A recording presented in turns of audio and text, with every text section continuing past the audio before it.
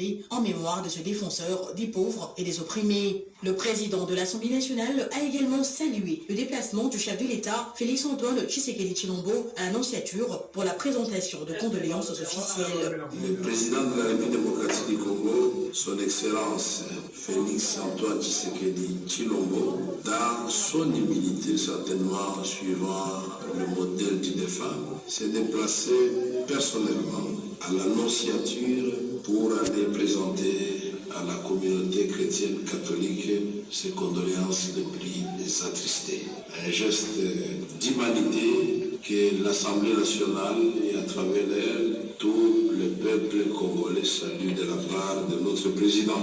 La session ordinaire de mars, connue pour être une session de production et de contrôle législative, la Chambre basse du Parlement s'y emploie avec beaucoup de sérieux et de rigueur. Pour la première production législative de cette session, on note 2 propositions de loi émanant du député national André Mbata. La première loi, déjà examinée et adoptée lors de la précédente législature, mais réexaminée au cours de cette plénière, il s'agit de la proposition de loi portant création de l'Ordre national du Léopard, qui ayant déjà existé par le passé, mais avait été supprimée suite à la promulgation de la loi numéro 009/2002 du 5 août 2002 portant création de l'Ordre des héros nationaux. Tous les mérites et loyaux services rendus au pays pour donner le droit d'admission dans l'ordre des héros nationaux ne peut pas être uniquement des mérites héroïques. Les autres mérites donc et les loyaux services ne peuvent donner droit qu'à l'admission dans un ordre tout aussi important mais inférieur et moins prestigieux que l'ordre national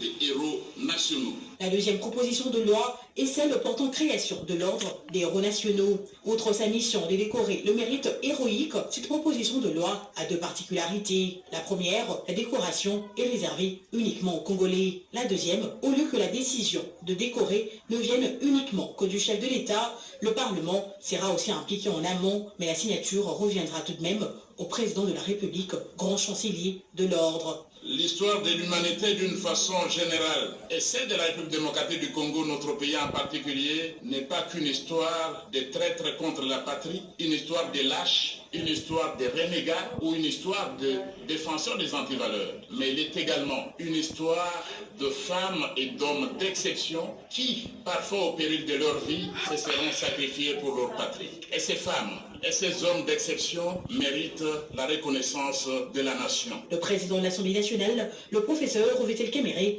qui juge pertinentes ces 2 propositions de loi, a cependant plaidé pour la reconnaissance des autres pères de l'indépendance comme de héros nationaux, ainsi que d'autres figures de pro dans la gestion du pays. Les évêques qui avaient été tués à l'est de la République démocratique du Congo pour sauver l'unité de notre pays, éviter la balkanisation. Moziro, Kataliko, Mboga, ils sont partis et la patrie semble les oublier. Mamadou Ndara, le général Baouma, est-ce que Mouja Mabé ne mérite pas d'être décoré quelque part? Au cours du débat général, plusieurs amendements ont été soulevés et des propositions de noms à reconnaître ont été faites.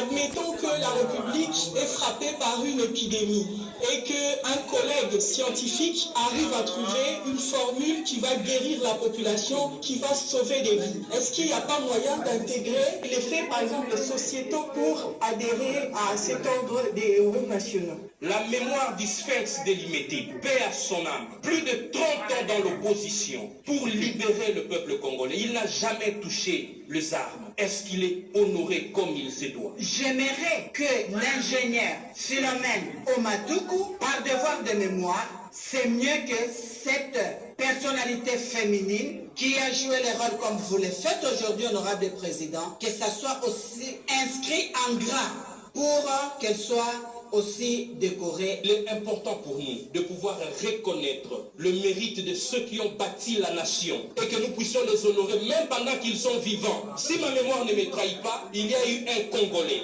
qui a appris par la voie des ondes qu'un président de la République démocratique du Congo avait décidé de faire entrer des troupes rwandaises en République démocratique du Congo. Et à l'époque, le monsieur était président de cette même chambre. Il a dit non. Est-ce qu'on ne peut pas l'honorer? Autre matière traitée lors de cette séance plénière, l'examen du rapport de la PAG concernant la validation du mandat du suppléant du député national Didier Mandinga. Après présentation, l'Assemblée plénière a validé le mandat de Richesse Mwala-Mputundila. La présentation du rapport d'audition de la Commission défense et sécurité ainsi que la présentation des rapports d'audition de la Commission économique, financière et de contrôle budgétaire, ces deux matières ont fait l'objet d'un examen à huis clos au vu de la sensibilité des sujets.